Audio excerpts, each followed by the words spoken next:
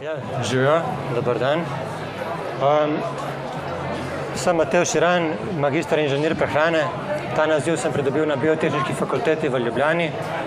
Večina tukaj me mogoče pozna preko projekta Časi za novo trajnostno prehransko politiko. Ta projekt se je začel prejšnje poletje s predlogom vladi, istoimenskim predlogom vladi, ki je dobil 1520 glasov za. In tole današnje predavanje boste lahko našli na internetu, na mojem akademija.edu profilu, kjer me najdete pod imenom Matevž Iran. Lahko boste videli tudi to na Facebook strani od Čas za novo prehransko politiko. Pa lahko me kontaktirate tudi preko maila matevž.iran@hotmail.com. Tukaj se sicer ne vidijo čisto dobro slajdi, ampak vsak, ki je tukaj udeležen, bo dobil povzetek, kjer so moji kontaktni podatki gor. No, če sploh začnemo, pač o čem bomo sploh danes govorili. Najprej o tem, kaj je sploh problem, na to bomo pogledali, kakšne so rešitve, pa še dva akademika bodo danes v 5 minutah predstavljali svojo zaključno nalogo. Kako sploh lahko rečemo, da smo ljudje netrajnostni? En primer je ta, da pogledamo, koliko planetov bi rabili, če bi živeli tako, kakor živijo Evropejci, na primer. Evropejci se obnašajo tako, kot da bi imeli na voljo 3 planete. Če pogledamo pa tipične Zemljane, tudi poprečen Zemljan ni trajnosten, ker bi za svoj življenjski slog rabil 2 planeta. In če pogledamo malo na bolj znanstveni način in pogledamo vse planetarne meje, vidimo, da pri vsaki planetarni meji poprečen Evropejec bolj vpliva na njo, kot pa poprečen Zemljan. In bomo planetarne meje šli še čez. Verjetno ste že slišali za upadanje biotske raznovrstnosti, to je ena izmed planetarnih mej, potem podnebne spremembe, pa porušenost dušikov in fosforjev okrog, pač tla površine porabljamo bolj, kot bi lahko, bolj, kot bi bilo trajnostno, pa tudi poraba vode v zadnjem času postaja že problematična. Kaj pa najbolj kritično? Verjetno bi se znanstveniki strinjali, da je upadanje biotske raznovrstnosti tisto, kar je najbolj kritično. In če pogledamo vpliv kmetijstva na planetarne meje, vidimo, da je v bistvu kmetijstvo glavni krivec za rušenje planetarnih mej. Pri upadanju biotske raznovrstnosti je kmetijstvo tisti glavni krivec. To je zaradi tega, ker kmetijstvo porablja toliko veliko kmetijskih površin, pa seveda ribolov je zelo nesramen do oceanov. Pri porušenem dušikovem in fosforjevem krogu je tudi kmetijstvo tisti glavni krivec. To je zaradi tega, ker karkoli pridelujemo od hrane, potrebujemo gnojila. Pri rabi tal je tudi kmetijstvo tisto, ki je odgovorno za največ deforestacije na planetu. Pri porabi vode je tudi kmetijstvo tisti sektor, ki je porabi največ. No, pri podnebnih spremembah pa ne moramo reči, da je kmetijstvo glavni krivec, tukaj so pa fosilna goriva tista. Ampak še vseeno pa ne smemo ignorirati kmetijskega vpliva na podnebne spremembe, ker naš cilj je, da postanemo brezogljični in zato morajo sodelovati vsi sektorji. In če pogledamo vse varne meje zmogljivosti našega planeta, ki so že presežene, vidimo, da kmetijstvo jih ogroža. Kmetijstvo je glavni krivec pri 3 do 4, zato da so presežene, fosilna goriva pa pri 1. Tako da se lahko vprašamo, zakaj je toliko malo poudarka na kmetijstvu in toliko veliko poudarka na fosilnih gorivih. No, do zdaj sem govoril o kmetijstvu, ampak seveda vemo, da brez kmetijstva človeštvo ne more preživeti. In Od zdaj naprej bom presmeril pozornost na živinorejo. Živinoreja pa ni nujna za preživetje človeštva. No in če še enkrat pogledamo vse varne meje zmogljivosti našega planeta, lahko rečemo, da živinoreja je tista, ki je glavni krivec za to, da so 3 oziroma 4 presežene fosilna goriva so glavni krivec pri eni. No, zakaj pri upadu biotske raznovrstnosti, zakaj ima kmetijstvo tako veliko vpliv? Zaradi živinoreje. Zakaj ima kmetijstvo tako veliko vpliv na porušenje dušikov in fosforjev okrog? Tudi tukaj odgovor zaradi živinoreje v glavnem. Zakaj kmetijstvo porablja toliko veliko površin? Tudi tukaj je glavni krivec živinoreja. In v Sloveniji, če bi se vsi na planetu prehranjevali tako, kot se prehranjujejo Slovenci, bi mogli posekati vse gozdove na planetu, ker bi rabili toliko velikih površin za kmetijstvo. No, pri porabi vode ima tudi kmetijstvo zato toliko velik vpliv na prekomerno porabo, ker živinoreja porablja toliko vode. Tudi pri podnebnih spremembah ima kmetijstvo zato tako velik vpliv, ker je živinoreja najprej ima veliko izpustov in še povzroča ogromno deforestacije. No in lahko bi zaključili, da živinoreja ogroža varne meje zmogljivosti našega planeta bolj kot fosilna goriva. Pa če pogledamo vse te številke, ki so bile do zdaj na slajdih, pa upoštevamo še to, da živinoreja v Evropi prispeva samo približno 29% kalorij, vidimo, da je njen okoljski vtis disproporcionalno visok in da je neracionalna. Enako velja za globalni nivo, če samo en primer povem, 83% kmetijskih površin porabljamo zaradi živinoreje, živinoreja pa prispeva samo 18% kalorij. Pa to še ni cela zgodba, ker zato, da živinoreja funkcionira v taki veliki količini, moramo zelo veliko poljščin dajati za jesti živalim. In s tem, ko mi živali krmimo s poljščinami, ogrožamo prehransko varnost. Ker če bi mi direktno jedli pač poljščine, to izkoristimo, to uporabimo za energijo 100%. Če pa mi krmimo najprej poljščine živalim, pa potem pojemo te živali, so izgube poljščin pri tem procesu približno 70%. Pač 2/3 poljščin se izgubi, 1/3 poljščin se pretvori v živila živalskega izvora. No, v Evropi pač se to jasno vidi. Nekateri branijo živinorejo na ta način, da rečejo, da živinoreja je edina, ki lahko travnate površine izkorišča, ampak vemo, da evropska živinoreja temelji na poljščinah, ne na travi. No, če pogledamo količino užitne odpadne hrane, če malo menjamo temo in vidimo, da v Sloveniji 50 000 ton užitne odpadne hrane imamo na leto. Kaj pa mislite, da so te številke? 80 000 ton na leto, pa 350 000 ton na leto.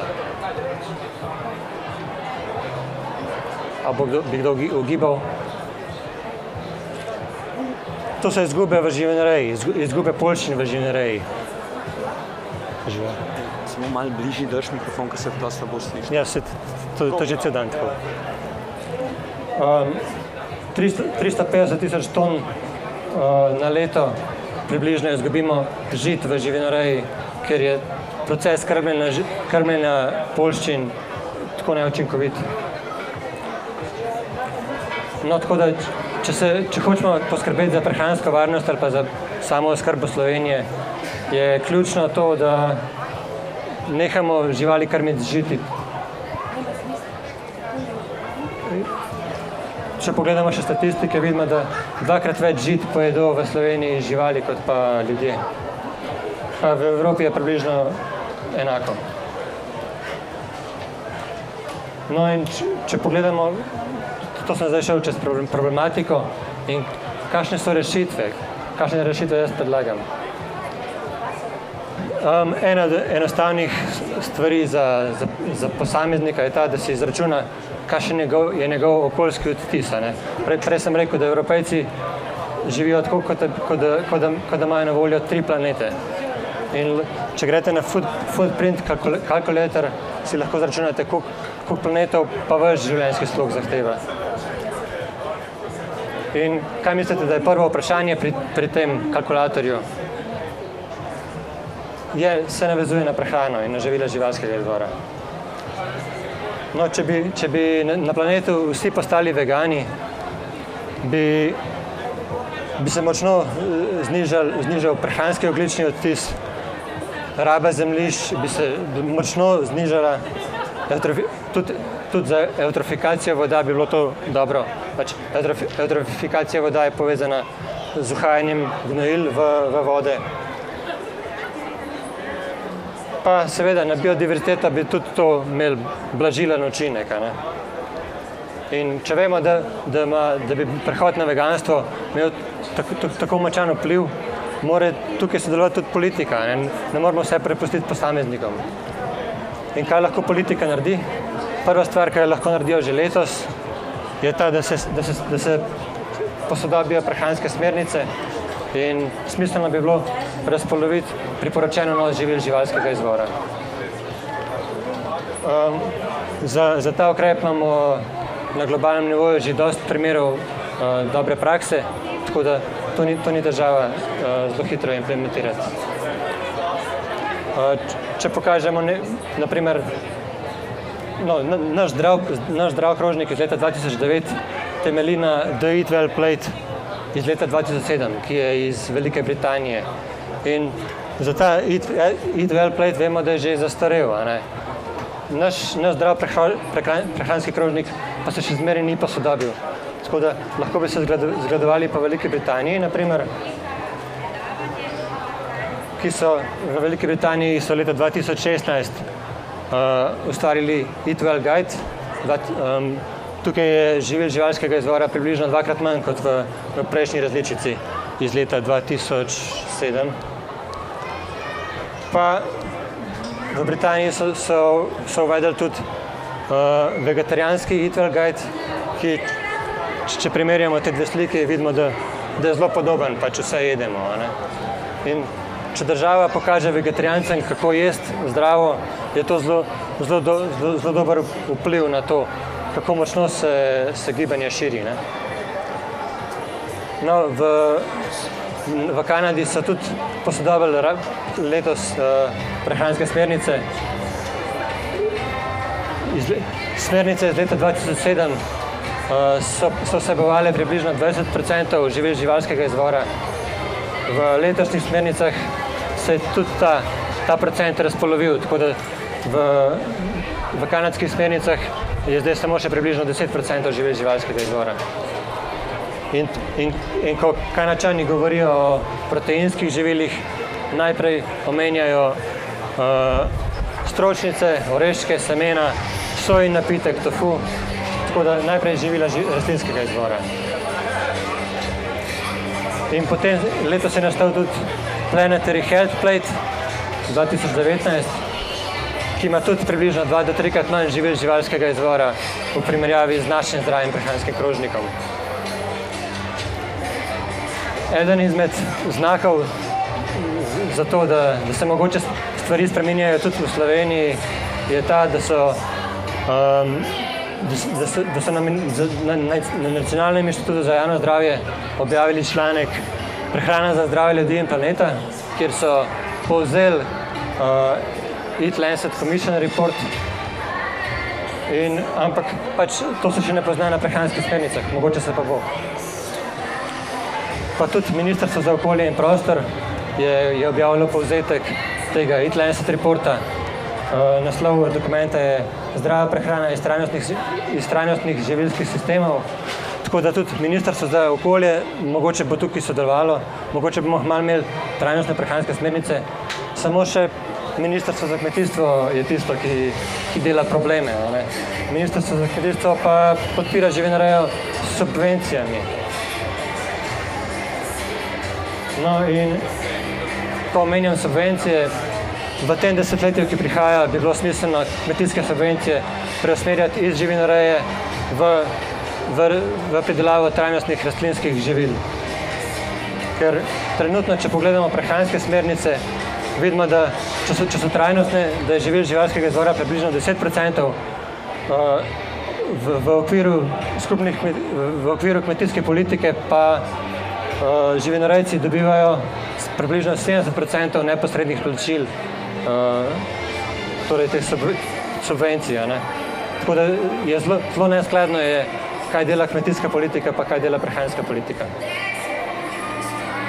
No, s tem preusmerjanjem kmetijskih subvencij se strinjajo tudi mladi za podnebno pravičnost. Pa, če že preusmerjamo kmetijske subvencije, je najbolj smiselno, da jih najprej damo ven iz industrijske živinoreje, pa iz pridelave krme za industrijsko živinorejo, torej iz pridelave poljščin za industrijsko živinorejo.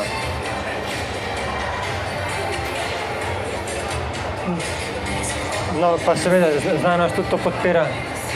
In če tukaj omenim eno avtoriteto, vsi poznate Svetovno zdravstveno organizacijo pa United Nations. Obe organizacije se zavzemata za to, da se kmetijske subvencije uskladijo s prehranskimi smernicami. In obe organizacije pravita, da je treba drastično spremeniti prehranski sistem. No in če spremenimo prehranske smernice, pa če spremenimo kmetijske subvencije, potem je logično, da se bojo verjetno spremenile tudi prehranske navade ljudi.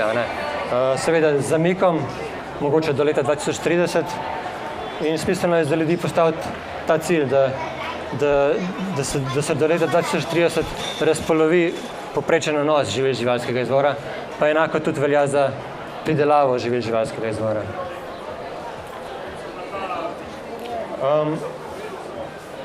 No, potem, po letu 2030, bi bilo pa smiselno tudi že uvajati kakšne davke na okoljski odtis ali pa davke na ogljični odtis. Tudi s tem se strinjajo mladi za podnebno pravičnost. Pa, če povem še kakšen primer dobre prakse iz tujine, nimajo trajnostnega prehranskega sistema samo Kanada pa Velika Britanija, ki so zdaj spremenile prehranske smernice, ampak imamo pač, naprimer, Indijo lahko za primer, kjer je vnos mesa približno 20krat manjši kot v Sloveniji. Pa če pogledamo še bližje, si lahko vzamemo za primer Turčijo, kjer približno trikrat manj živil živalskega izvora zaužijejo kot v Sloveniji. No, v predlogu vladi je tudi eden od smiselnih ciljev ta, da postanemo do leta 2050 brezogljični. To pomeni, da dosežemo neto ničelne emisije, za kar morajo sodelovati vsi sektorji. In okoljevarstvene organizacije pravijo, da bi bilo treba to doseči že leta 2040. Tako da nimamo veliko časa, tako da je treba prehranske politike takoj spreminjati. Kako postanemo brezogljični? Odmakniti se moramo od fosilnih goriv, pa od živinoreje.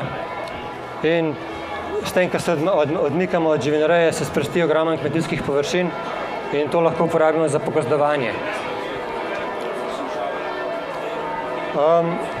Še eden izmed smiselnih ciljev, s katerim se verjetno strinja tudi povprečen Slovenec, je ta, da moramo čim prej ukiniti industrijsko živinorejo. V predlogu vladi je navedena letnica 2060, ampak mladi za podnebno pravičnost hočejo, da jo ukinemo že leta 2030. In če pogledamo, kaj industrijska živinoreja je, sicer slike niso kvalitetne tukaj. No, tukaj pač, to je slika iz Slovenije, zelo veliko kokoši je na sliki, ogromno piščancev, tudi večina ribogojnic se spada v industrijsko živinorejo. No in večina ljudi bi bila proti industrijski živinoreji že samo zaradi etičnega vidika, ne? Ampak s tem, ko bi jo ukinili, bi to bilo zelo koristno tudi za prehransko varnost, ker ogromno poljščin se uporablja za prehrano rejnih živali, ne? In če bi kdo rad na daljši način prebral, zakaj industrijsko živinorejo ni mogoče več braniti, lahko pogugla dokument Industrial Farm Animal Production a Comprehensive Moral Critique, kjer je na 45 straneh so pokriti vsi vidiki. Okay. In zdaj je čas za Niko Tavčar. Nika. Nika bo predstavila na kratko svojo magistrsko nalogo. Zdravko, a se sliši? No, jaz sem Nika, na povabilo Matevža sem prišla sem, da vam sem v 5 minutah na hitro razložim, s čim se jaz ukvarjam zadnje par mesecev. In sicer drugače študiram v Nemčiji, v Leipzigu in tam delam trenutno svojo magistrsko nalogo s področja potrošnje hrane v Sloveniji. Skušam odgovoriti na vprašanje, kakšne sistemske spremembe bi morali v Sloveniji uvesti, da bi ljudje spremenili potrošnjo hrane. In potrošnjo hrane jaz razumem pač v svojem delu kot vrsten količino hrane, ki ljudje zaužijo, lokalnost ter tudi zavrženo hrano. Zdaj, o področjih zavržene hrane ter o lokalnosti se v zadnjih letih na veliko komuniciralo v Sloveniji, saj zadnje 5 let. O spremembi prehranjevalnih navad, no, to je pa ena tema, ki je nekako nihče noče nasloviti. Čeprav je jasno, da je problem dokaj velik. Tako na začetku svojega dela sem najprej analizirala, kakšno je trenutno stanje v Sloveniji in sicer glede na tole dieto, ki je že Matevž prej omenil, švedskih znanstvenikov in razkorak med trenutnim stanjem in med optimalnim stanjem, tako zdravstveno kot okoljsko, je pač enormen. In je jasno, da je potrebno ga nasloviti. Zdaj, načinov, na kakšen način bi to lahko naslovili, je veliko. Niso si primerni za Slovenijo, tudi niso si primerni v tem trenutku, ampak s časoma bi pa bilo potrebno počasno uveljavljati. Zdaj, kot največji problem bi jaz izpostavila dejstvo, da v tem trenutku ni prepoznavanja, da je problem tako kompleksen, da je potreben nek holističen pristop. Zaenkrat gre za to, da ministrstva prelagajo odgovornost ena drugega. Imamo ministrstvo za kmetijstvo, gozdarstvo in prehrano, ki trdi, da so odgovorni zgolj za primarno pridelavo hrane. Ministrstvo za zdravje, ki pravi, da trajnost ni povezana z zdravjem oziroma zdravstvenim vidiki prehranjevanja. Imamo ministrstvo za okolje in prostor, ki se ukvarja zgolj z zavrženo hrano. In v bistvu tudi to se mi zdi najbolj tak evidenten problem, ker jasno je, da je to potrebno sistemsko nasloviti, torej moramo začeti delovati od vrha, torej strani vlade. In se mora prepoznati, da je področje potrošnje hrane podobno kot podnebne spremembe, torej potrebno je čez sektorsko delovanje. In v bistvu, zdaj sem že omenil podnebni poziv, ne vem, če ste zasledili, ki je v medijih. V tem trenutku je naslovljeno tudi na Vlado Republike Slovenije en poziv, da prepozna podnebne spremembe kot nacionalno krizo in tako začne ukrepati. Tako da, če niste podpisali, podpišite. No in enako bi se moralo v bistvu s potrošnjo hrane oziroma s hrano zgoditi. Prepoznati se mora, da je to problem, kjer morajo vsi sektorji stopiti skupaj. Ampak jasno je, da pa naši politiki nikoli niso bili trendsetteri, ali kako ne rečem. In zmeraj mora biti nek konsenz v družbi najprej, da potem začnejo mediji to naprej producirati in še potem naši politiki začnejo malo ukrepati. No. Tako na hitro, pa da se kaj slišalo. Hvala.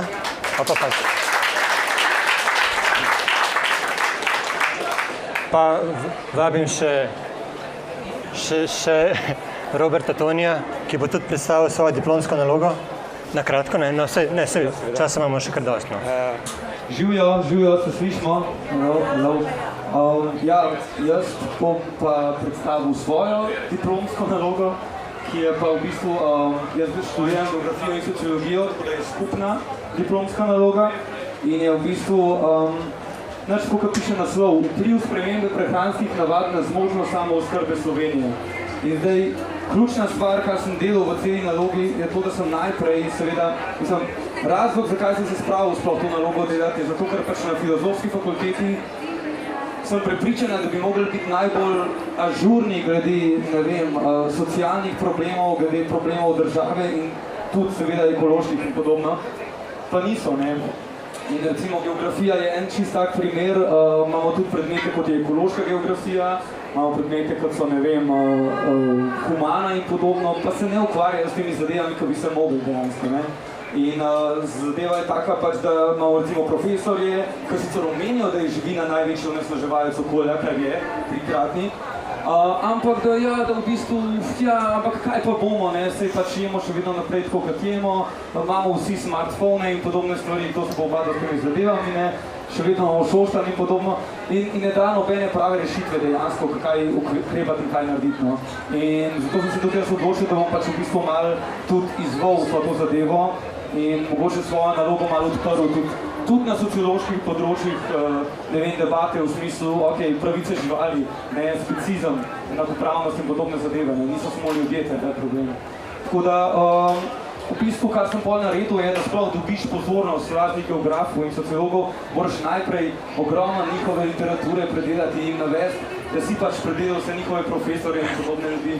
Tako da, izpostavil bi gospoda Dušana Pluta, ki je sicer super predavatelj in tudi imel sem hidrogeografijo po njem, zdaj je pokojil že, ampak on je kar dosti stvari za tist cajt malo bolj nazorno predstavil, ne, to govorimo o letu 2010, nekaj tazga in ja, in njegove, on je bil vegetarijan, oziroma je se, ne vem, nekaj v tem smislu je šlo v to povezavo, ampak še vedno je bilo v smislu, da pač, ja, da kmetijskih zemljišč imamo premalo in da je treba ohranjati, ki jih imamo, in da bomo gozdati čist preveč, ne. Slovenija ima, po teh raziskavah svojih sem videl, ne mislim, raziskavah se to je, 58% države je pod gozdom, ne, in to ni preveč, mislim, to ni, način narobe s tem podatkom, ker pač mi moramo vedno gledati v svetovnem oziru, ne, Slovenija je en velik, na srečo, zaenkrat še, ena veliko izjema glede tega, ne.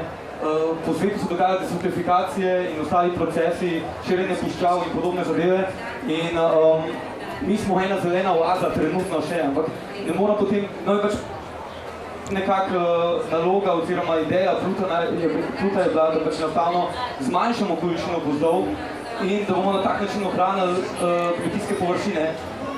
In ja, da je ful treba poudarka na ekološkem kmetijstvu in ful več financ in vsega tega in podpore in sam to pač ne deluje kar tako, mislim, oziroma to ni ena trajnostna rešitev, ne. Kar sem pa pač jaz odkril, oziroma kar pač ti nasploh geografska, ne vem, štiva dajo vedeti, je, da pač Slovenija, ja, glede kmetijstva ni toliko zelo primerna pač država. Sicer imamo super prsti, imamo rjavo pokarbonatno prst, imamo rjavo distično, ki so oboje super kmetijske površine, ampak imamo 1/3 države pod kraškim območjem in je zaradi reljefa in preporevanja in ostalih procesov dosti neprimerna za kmetijstvo. Kaj je ključna stvar pri vsemu temu, je pač, da te kmetijske površine, ki jih imamo, preoblikujemo in jih preoblikujemo v bistvu pač prehrano za ljudi. Potem bo dosti, potem imamo opcijo v Sloveniji s tem pač to geografsko danostjo in s prstjo in vsemi zadevami, da gojimo ogromno različnih stvari. Ne samo žito in pšenico, ne. Tako, kar vam je gospod Ran povedal, je pač taka, da pač ja, ogromno 3/4 koruze gre samo za živali, ne za ljudi. Pšenice gre čist preveč za prehrano živali, ne ljudi. Pač, to je v številkah, to ni skrivnost, to se vse da videti na internetu, ampak noben se ne ukvarja s temi zadevami. Tako da, to so v bistvu moje hipoteze v celi nalogi. Ali je Slovenija lahko samooskrbna z ustrezno prehrano? Seveda je lahko. Lahko je in glede sadja, in glede zelenjave, seveda ne glede vseh, ne. Raznih avokadov in podobnih zadev, ampak tisto, kar potrebujemo tle za eno normalno super prehrano, smo zadostni, ampak treba je preoblikovati. Druga stvar, ki sem jo pa pač tudi izpostavil tle, so pa subvencije v kmetijstvu. Kam grejo subvencije Evropskega sklada in naše in vse ostale, ne? Ključne, kar sem pač ugotovil, so pač v bistvu največji konglomerati kmetijski, tja gre to, razna Pirotnija Ptuj, Pivka, ki je pod Pirotnijo Ptuj, razne Panvita, ki so pač v Prekmurju, ki se ukvarjajo ali z živinorejo, ali z temi v bistvu poljščinami, ki bo šlo seveda za živali, ki jih bomo pojedali. In to je to. In ostalih od teh top 10 so pa vinarji.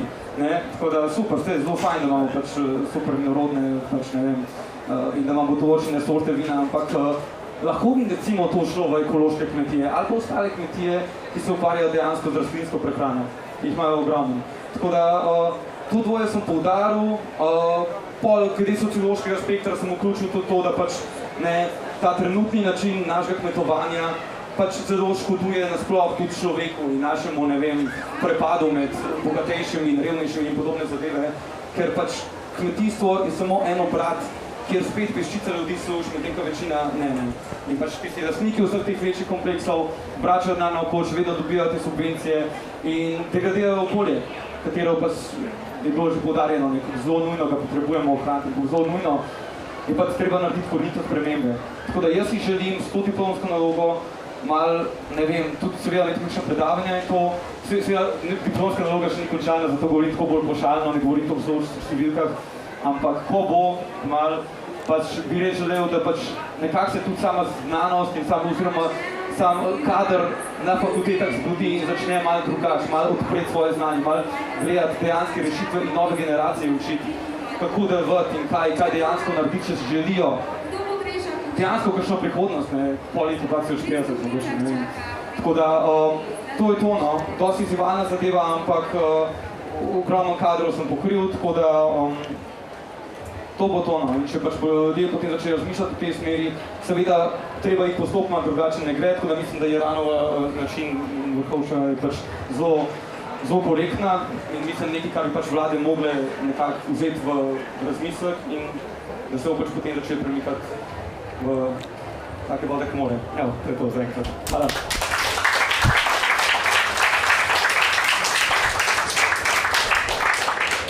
Hvala. Hvala, ja.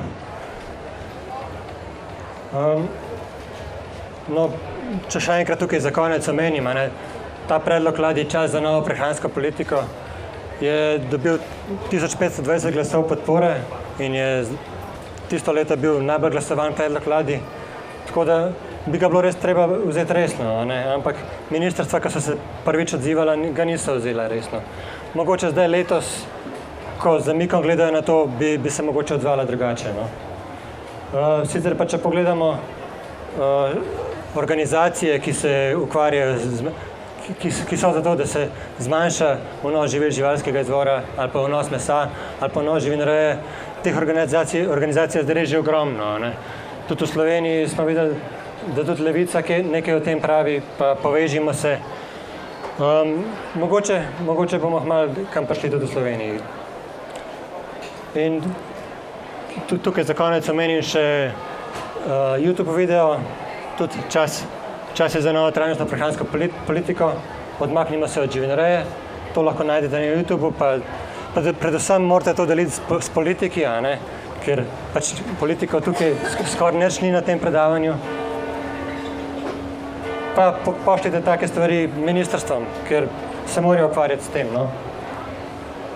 Pa še en način, kako lahko današnje informacije širite naprej, je ta, da si vzamete te liste, ki sem jih dal na neke klopce, ki jih imam še tukaj spredaj. To je povzetek današnjega predavanja. To lahko vzame vsak 2 lista, na primer.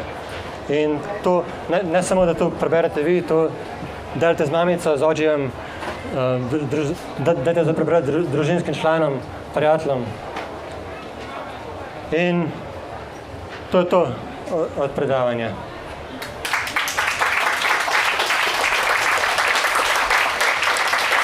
Hvala.